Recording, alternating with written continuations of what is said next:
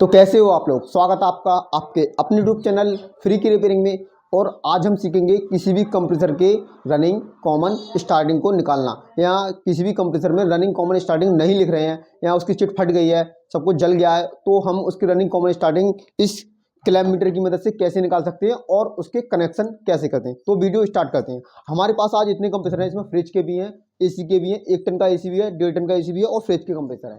ठीक है, तो इन सभी कंप्रेसरों की रनिंग कॉमन स्टार्टिंग कैसे निकालते हैं और उनके तार कैसे जोड़ते हैं, उसके बारे में आज वीडियो। और ये वीडियो कंप्लीट वीडियो है जिसमें आपको A to Z running common starting के बारे में पता चलेगा, प्रैक्टिकल भी और थ्योरिकल भी। ठीक है, तो वीडियो स्टार्ट करते हैं। देखो हमारे पास ये कंप्रेसर है, किसी भी कंप्रेसर में 3 पिन होती हैं, रनिंग कॉमन स्टार्टिंग। ये तो हमें पता है कि जो डायरेक्ट सप्लाई आती है वो एक कॉमन को दी जाती है, दूसरी कैपेसिटर को दी जाती है। कैपेसिटर से जहाँ पे कैपेसिटर को दी गई है सप्लाई, वहीं से रनिंग को जाती है और उसके कैपेसिटर के हार्म से कंप्रेसर के स्टार्टिंग पे दी जाती है।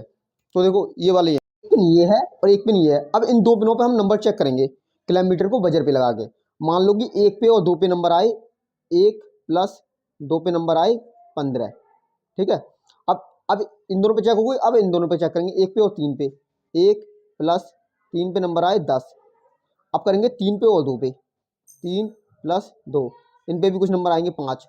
अब हम सबसे पहले ये चेक करेंगे कि किन 2 पिनों पे सबसे ज़्यादा नंबर आए हैं। तो नंबर सबसे ज़्यादा आए हैं 1 पे और 2 पे, 1 और 2, इन दोनों पिनों पे सबसे ज़्यादा नंबर आए हैं।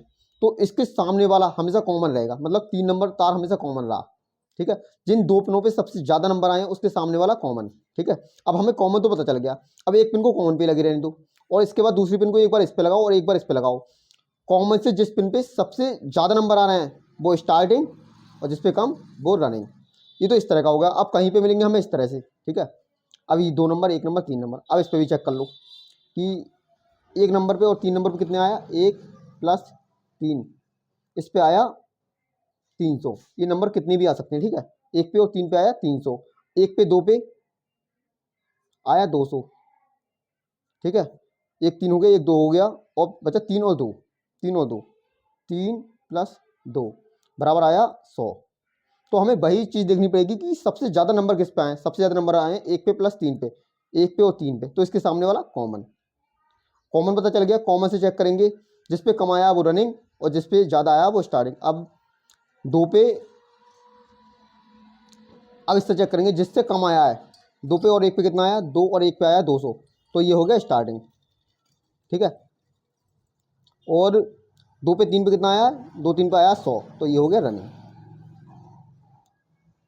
अब इस वाले पे देखो, इस वाले त्रिभुज पे 1 नंबर, 2 नंबर, 3 नंबर। अब हमने सप्लाई चेक की 1 पे प्लस 2 पे, इस पे आया 600। ये नंबर कुछ भी आ सकते हैं, वो हमें किलोमीटर से चेक करने पड़ेंगे। इसके बाद इन दोनों पे आ गया। अब होंगे 2 पे और 3 पे, 2 प्लस 3, इस पे आया 400। अब करेंगे 1 पे प्लस 3 पे, 1 प्लस 3, ये आया 200। ये नंबर कुछ भी आ सकते हैं। अब हमें सबसे पहले यही चीज़ चेक करनी पड़ेगी कि सबसे ज़्यादा नंबर किस पे आए। सबसे ज़्यादा नंबर आए 600, तो ये 600 आए 1 पे और 2 पे, 1 और 2, तो इसके सामने वाला हो गया कॉमन। अब कॉमन पता चल गया, एक पिन को कॉमन पे लग रहे हैं, तो एक इसके बाद 1 पे लगाओ, एक बार 2 पे लगाओ। जिस पे सबसे ज़्यादा आया है वो स्टार्टिंग और जिस पे कम आया वो रनिंग। तो 400 किस पे आया, 2 पे और 3 पे, 2 पे और 3 पे, ये है ना, तो ये हो गया स्टार्टिंग और ये हो गया रनिंग। इस तरह से आप किसी भी कंप्रेसर की रनिंग कॉमन स्टार्टिंग निकाल के चेक कर सकते हैं। अब मैं आपको लाइव चेक करके दिखाता हूँ। ये हमने लिया क्लैम्प मीटर। ठीक है, क्लैम्प मीटर को लगाया बजर पे, बजर पे लगा है या नहीं लगा है, तो इसके लिए हमें इन पिनों को आपस में चेक करेंगे। बजर बोल रहा है। ठीक है, अब ये 2 पिन है, देखो ये 3 पिन त्रिभुज के आकार की हैं, तो हमें सबसे पहले वो चेक करना पड़ेगा कि जिसमें सबसे ज़्यादा नंबर आ रहे हैं। अभी वो थ्योरी था, अब ये देखो प्रैक्टिकल। नंबर आ रहे हैं 6.8। ठीक है, इन दोनों पे 6.8 आ रहा है, इस पे आ रहे हैं 4.5 और इस पे आ रहे हैं 3 पॉइंट या 4 आ रहा है लगभग। तो सबसे ज़्यादा किस पे आ रहा था, सबसे ज़्यादा आ रहा था इन 2 पिनों पे, लगभग 6.7 आ रहा है। देखो इन 2 पिनों पे सबसे ज़्यादा आ रहा है, तो इसके सामने वाला कॉमन। ठीक है, अब कॉमन तो हमें पता चलेगा, रनिंग और स्टार्टिंग और पता लगाना है। तो एक पिन तो इसी पे लगी रहने दो और इसके बाद इसे चेक करेंगे। इस पे आ रहा 4.5 और इस पे 3.7, तो ये ज़्यादा है, तो ये स्टार्टिंग हो गया। और जो सबसे कम आया है कॉमन से चेक करने पे वो हो गया रनिंग। ये वाला चेक हो गया। अब इस वाले कंप्रेसर पे चेक करते हैं।